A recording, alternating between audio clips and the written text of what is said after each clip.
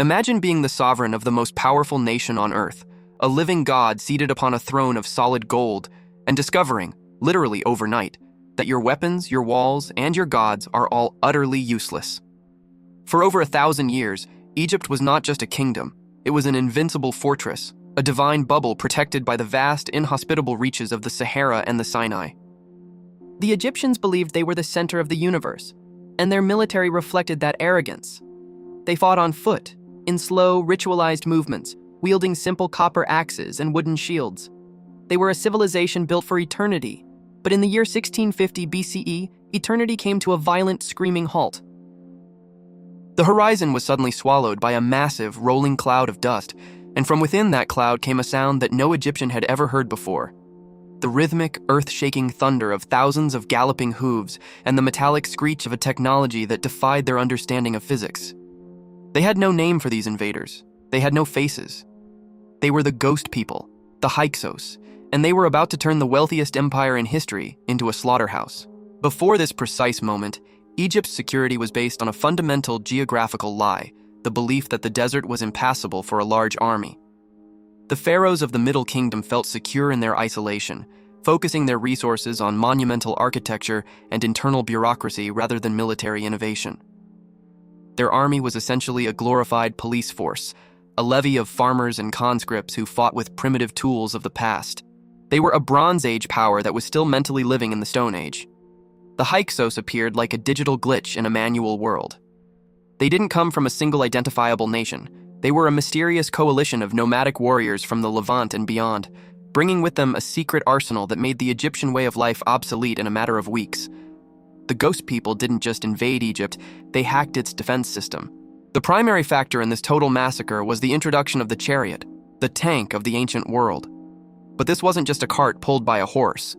The Hyksos chariot was a masterpiece of high-tension engineering.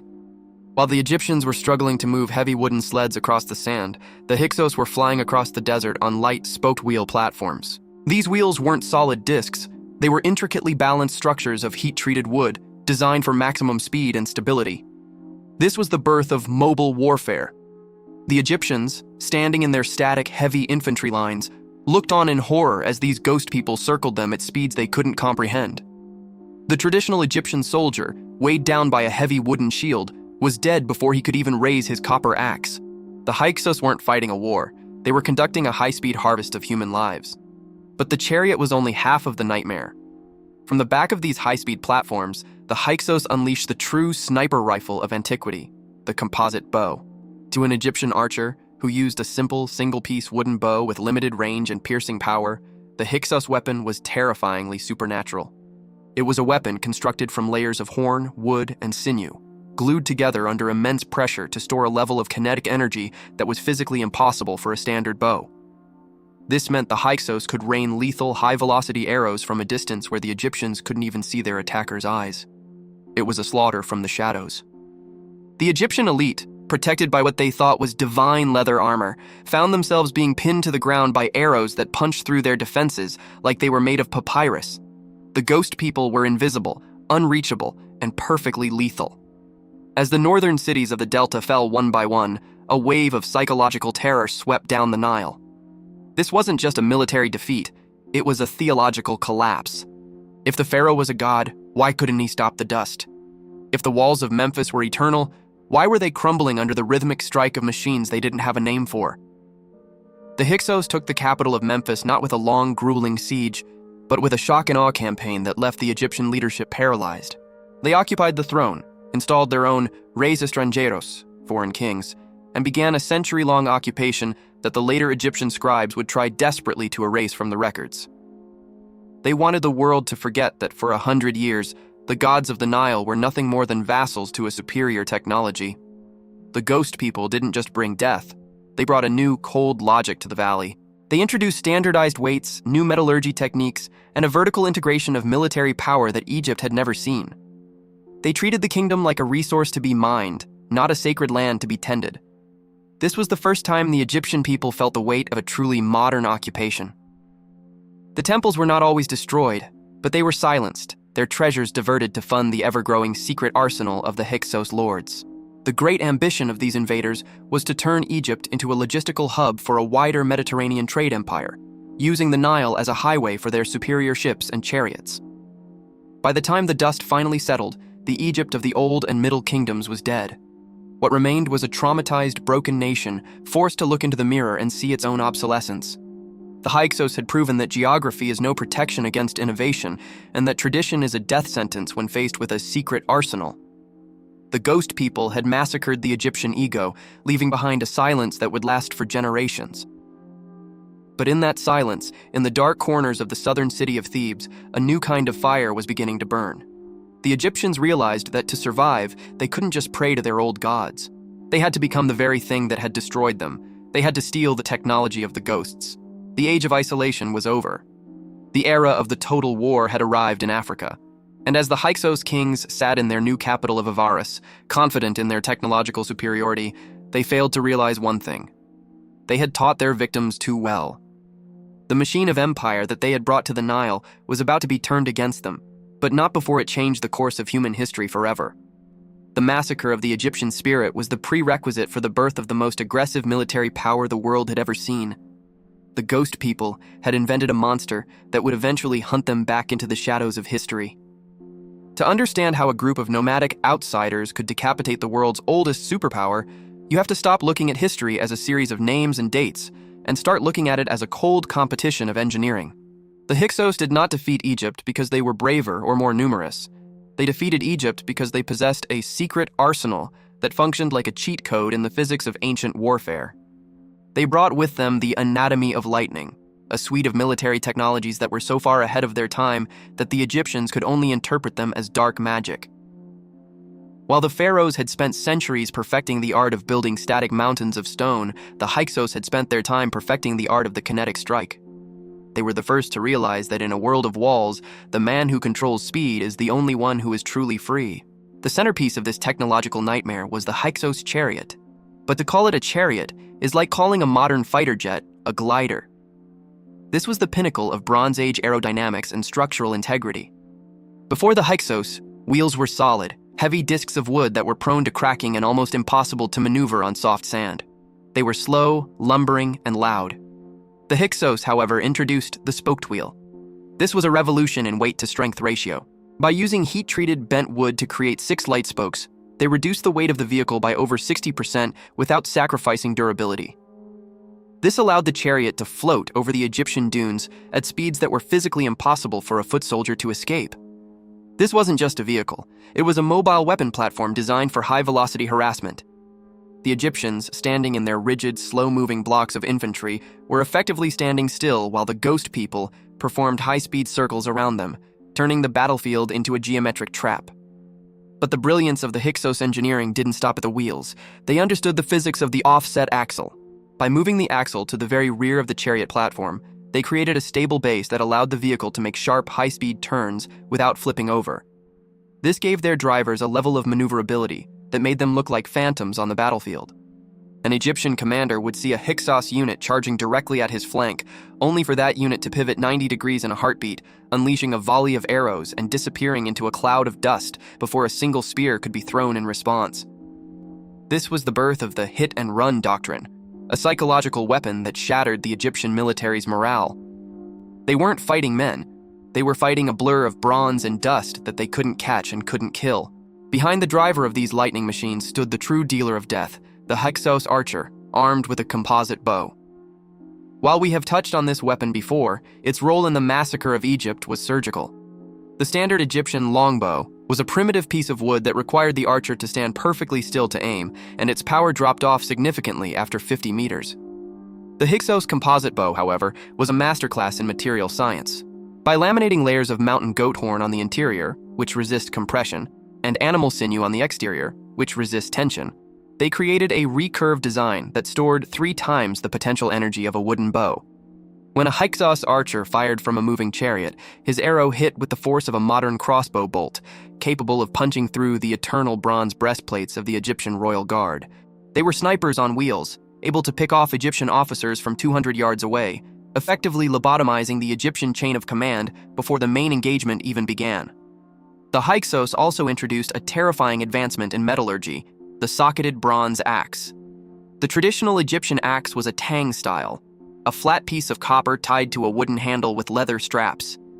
In the heat of battle, these blades would often fly off or wobble, making them unreliable in a melee. The Hyksos axes, however, featured a hollow socket where the handle was inserted and pinned. This created a single, indestructible unit of kinetic force.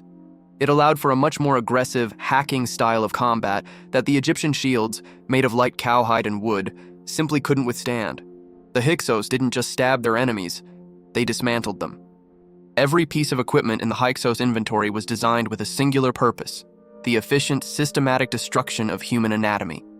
To support this high-tech machinery, the Ghost People implemented a logistical system that was equally alien to the Egyptians. They introduced the horse, not as a beast of burden, but as a specialized engine of war. They developed complex breeding programs and high-protein diets for their stallions, treating them with more care than most civilizations treated their citizens.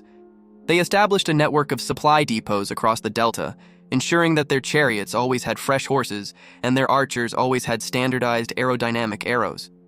This was the industrialization of conquest. The Hyksos didn't just occupy Egypt, they overrode its entire operational system. They replaced the slow seasonal rhythm of the Nile with the fast 24/7 rhythm of a military occupation. As the Egyptians watched their divine kingdom being carved up by these foreign engineers, they realized a dark truth. Their gods had not failed them, but their technology had. The pharaohs had invested in the afterlife, while the Hyksos had invested in the present. The Hyksos didn't care about building tombs that would last for 10,000 years, they cared about building a bow that could kill a man at 200 paces today. This pragmatism was the ultimate insult to the Egyptian ego. The Ghost People had turned the sacred valley of the Nile into a testing ground for the most advanced weaponry on the planet, and for 100 years, the Egyptians were nothing more than the targets. The massacre of the Egyptian military was total because it was a systemic failure. You cannot fight a tank with a club, and you cannot fight a sniper with a ritual. The Hyksos had brought the future to a land that was obsessed with the past, and the result was a century of silence and subjection. But as the Hyksos kings grew comfortable in their new palaces at Avaris, they made one fatal mistake. They allowed the Egyptians to watch. They allowed the gods of the Nile to see the blueprints. They showed them the secret of the spoked wheel and the anatomy of the composite bow. And in the shadows of the south, the Egyptians were no longer praying. They were building. The Hyksos made one catastrophic mistake during their century of dominance. They left the southern city of Thebes alive. While the Ghost People ruled the north from their fortress at Avaris, the Egyptian nobles in the south were forced into a humiliating vassalage, paying tribute in gold and grain to the very men who had shattered their world. But behind the closed doors of the Theban palaces, the great humiliation was being forged into a weapon of absolute vengeance. The Egyptians didn't just want their land back, they wanted to become the nightmare that had conquered them. They realized that their old gods were silent because they were outdated. To survive, the gods of the Nile had to learn the language of the lightning. They began a massive, clandestine program of industrial espionage. They stole the blueprints of the spoked wheel, they reverse-engineered the composite bow, and they imported stallions from the east to build their own secret arsenal. So, they were no longer the peaceful builders of pyramids. They were becoming the architects of a new, aggressive world order. The War of Liberation was not a noble struggle. It was a brutal, generational bloodbath. It began with Seqenenre-Tao, a Theban king whose mummy still bears the horrific evidence of the Hyksos' secret arsenal. His skull was crushed and hacked by the very socketed axes the invaders had introduced. But his death served as the ultimate catalyst for a total national mobilization. His sons, Kamose and Amose the Frere, didn't just lead an army, they led a technological mirror of the Hyksos. When the Egyptian chariots finally roared northward toward Avaris, they weren't the slow experimental carts of a decade prior. They were refined, high-speed machines of death, driven by a rage that had simmered for 100 years. The Ghost People suddenly found themselves facing their own inventions, perfected by a people who had nothing left to lose. The siege of Avaris was the climax of this technological cycle, a systematic dismantling of the Hyksos capital that left the foreign kings with nowhere to run. When the walls of Avaris finally fell, the Egyptians didn't just kill the Hyksos, they attempted to erase their very essence from the fabric of reality. This was the Great Erasure. Amos I and his successors understood that to truly reclaim Egypt's soul, The ghost people had to be stripped of their names, their history, and their legacy. They launched a campaign of damnatio memoriae, the systematic destruction of every Hyksos inscription, every statue, and every mention of their foreign kings in the royal records. They wanted future generations to believe that the Hyksos were nothing more than a chaotic plague, a disaster from the north that the gods had miraculously swept away. They replaced the truth of a superior technological occupation with a narrative of divine restoration. The ghost people were pushed into the shadows of history, their advanced metallurgy and logistics absorbed by the Egyptian state, while their names were ground into the dust. But you cannot erase the technology that changed the world. The Hyksos were gone, but the Egypt that emerged from the ashes was a monster of their own making. The New Kingdom, the era of Ramses and Thutmose, was the first truly militarized superpower in human history. The Egyptians had transformed from a static, isolated civilization into a predatory empire that used the Hyksos chariot and the composite bow to conquer the known world. They took the secret arsenal and marched it all the way to the Euphrates, proving that the victim had become the predator. The ghost people had provided the blueprint for the very empire that would later be celebrated as the pinnacle of ancient glory. Every golden chariot in a pharaoh's tomb is a silent monument to the invaders who were never supposed to be remembered. The legacy of the Hyksos is a haunting lesson in the cost of progress. They proved that no civilization, no matter how ancient or divine, is safe from the cold reality of technological obsolescence. They showed that the ghost people of today are often the engineers of tomorrow's empires. We look at the empty ruins of Avaris and the erased names on the temple walls, and we see a warning. History is not written by the peaceful. It is written by the survivors who stole the enemy's tools. The Hyksos were erased because they were too successful. They taught the Egyptians how to be invincible, and in return, the Egyptians made sure the world would forget the teachers. Today, we find fragments of Hyksos pottery and broken bronze arrowheads in the mud of the delta, tiny glitches in the official story of the pharaohs. These are the last echoes of the anatomy of lightning. The ghost people who massacred Egypt were the catalyst for everything we now think of as ancient Egypt. Without their brutal occupation, there would be no Valley of the Kings, no Ramses the Great, and no Egyptian empire. They were the necessary nightmare. As we look at our own modern, secret arsenals and the rapid evolution of our tools of destruction, we must wonder, who are the ghost people of our era? And whose history are they about to overwrite? The massacre of the past is always just a rehearsal for the wars of the future.